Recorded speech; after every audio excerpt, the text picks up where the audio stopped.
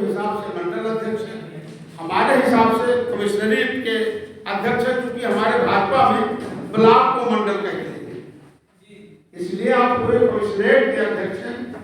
मैं धरती का अपनी तरफ से और सबकी तरफ से हार्दिक स्वागत अभिनंदन करता हूँ। और यहाँ पर उपस्थित सभी वरिष्ठ पत्रकार जितने हैं, मैं सबको 2024 की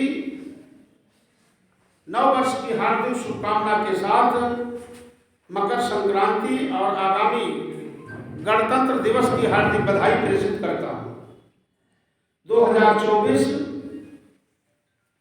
आपके जीवन में अमूलभूत परिवर्तन करके उन खुशियों की ऊंचाइयों को भगवान प्राप्त करें, आपको प्रदान करें जिसकी आपने कल्पना की। और रही बात पत्रकार कोई विदेश से नहीं आता, अपने परिवार के, अपने गांव के, अपने क्षेत्र के लोग। और अभी कई लोग कह रहे थे अगर कोई पत्रकार मेरे खिलाफ कुछ लिखता है तो मैं खुश होता हूं कि मैंने कभी किया है कहीं, उसको सुधारा करें और सुधार ना करें, क्योंकि दुनिया के चौथे स्तंभ पत्रकार माने गए। और जो अगर ईमानदारी से पत्रकारिता करते तो जिस जड़ी को, जिस जड़ की तह को पत्रकार निकाल सकता है, ना पुलिस प्रशासन निकाल सकता है, ना नेता निकाल सकता है। उनके पास ऐसे तंत्र और समय समय पर अभी कहा अगर मैं हमारा पशु ले लेती तो मेरे ऊपर हमको धमकी दी जाती है। जो धमकी देता हो हमको बताइए, उसके खिलाफ कार्रवाई होगी। हमारा प्रश्न तो सरकार की मंशा कि गांव-गांव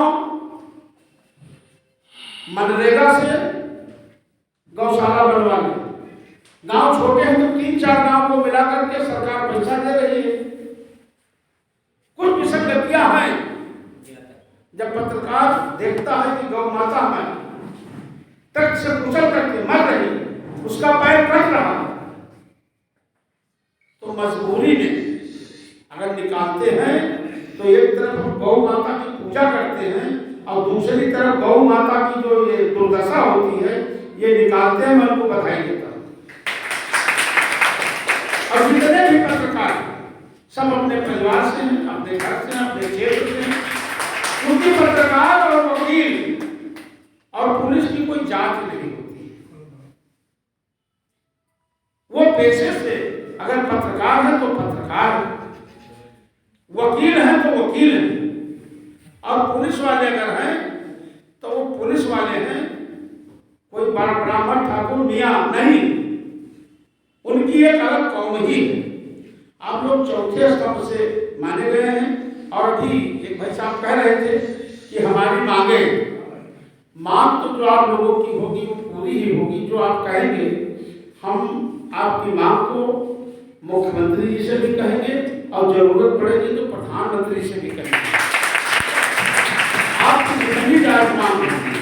लेकिन मेरे विचार में एक भाव आया है कि जिले स्तर पर आप लोगों का उत्थान तब होगा जब पहले जिले की एक आपकी कोई ऑफिस बन जाए।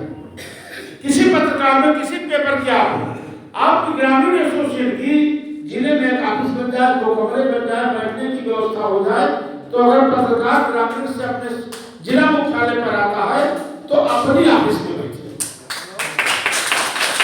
अपने घर में बैठे। अगर आपको मीटिंग करनी है तो अपने ऑफिस में मीटिंग कीजिए। ये तो जबरदस्ती वाला है, व्यवहार वाला की तहसील मिल गई ना मिल तो कहीं और करना पड़ता। और इसमें किसी प्रशासन की जरूरत नहीं, किसी शासन की जरूरत नहीं है। ये हम लोग मिल बैठ करके 2 कमरे तो कहीं भी बनवा सकते हैं, जहाँ चाहेंगे।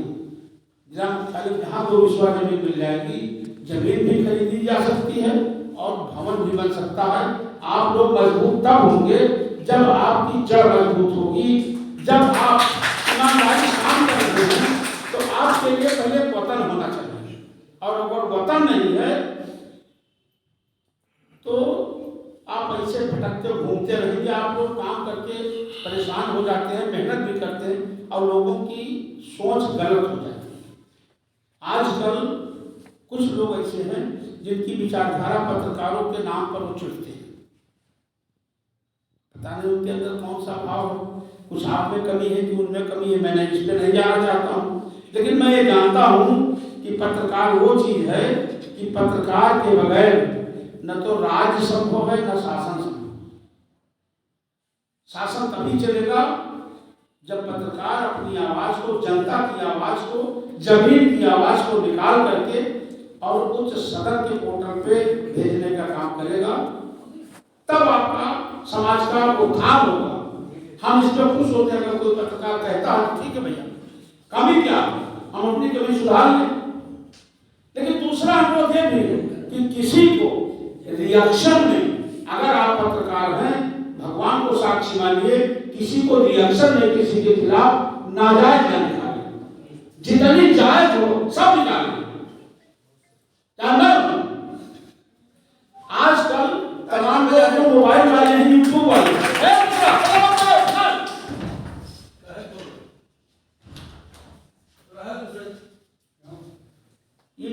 हैं जो गांव-गांव में जाकर के लोगों को फर्जी परेशान करते हैं, शिकायतें मिलती हैं और बदनाम आप लोग होते हैं, आपको पता भी नहीं।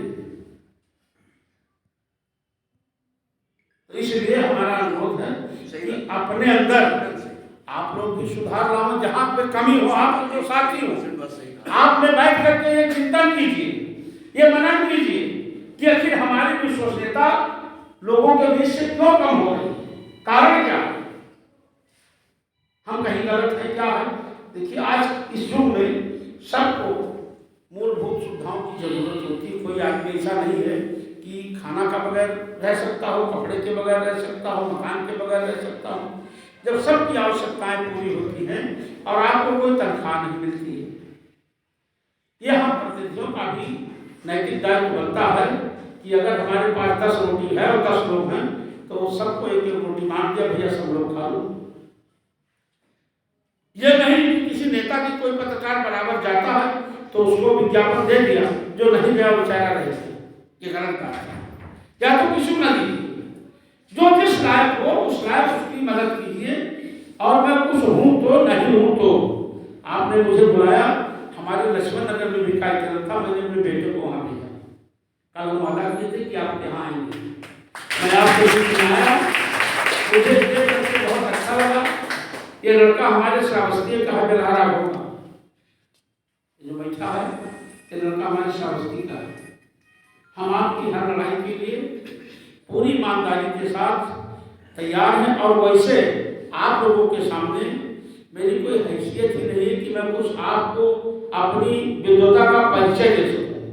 इसलिए आप लोग बहुत विद्वान हैं। किसी कब ने लिखा है कि जहां न पहुंचे रहे वहां पहुंचे कभी। आप लोग वो समझ हैं कि आप क्या हैं, आपकी जो लव है, आपकी प्रतिभा है, वो सूरज की किरण जैसी है और उसके सामने हम एक दीपक है। सूरज के सामने दीपक का क्या प्रकाश होगा। आप लोगों के बदौलत जन सेवा करता हूँ, ईमानदारी से काम करता हूँ। और मैं आखिरी में आप लोगों को आपकी प्रतिभाओं का आकलन करते हुए मैं 2 पंक्ति रत्नाकर जी की पढ़ के अपनी बात समाप्त करूंगा।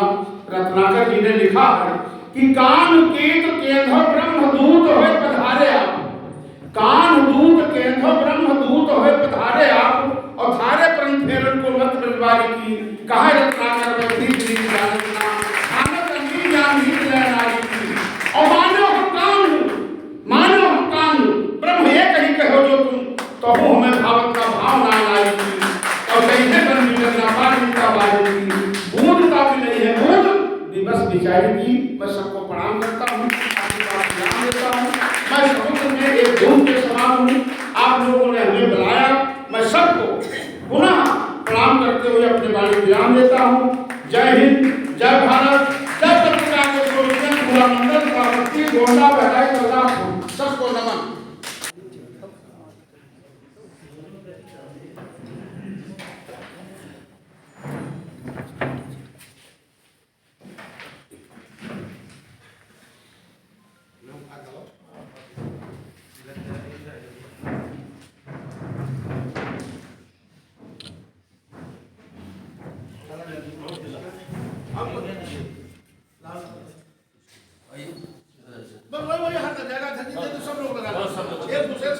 सफेद ही लगाओ।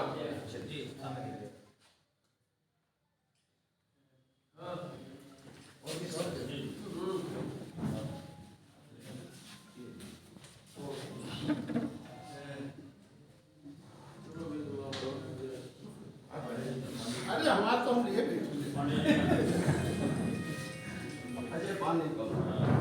हाँ भैया बढ़िया है इसी प्रोग्राम का।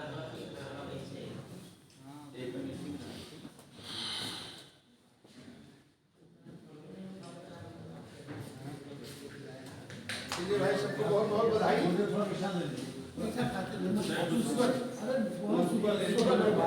चलिए हम इसको खाते चले जाएंगे। सेब नहीं खाएंगे, हम इसको खाएंगे। अरे ला यार, भूख लगे।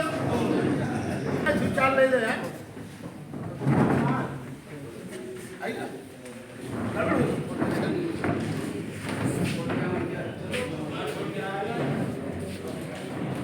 सब लोग बैठिए। हम लोग सो के आते हैं और सब लोग बैठे रहिए।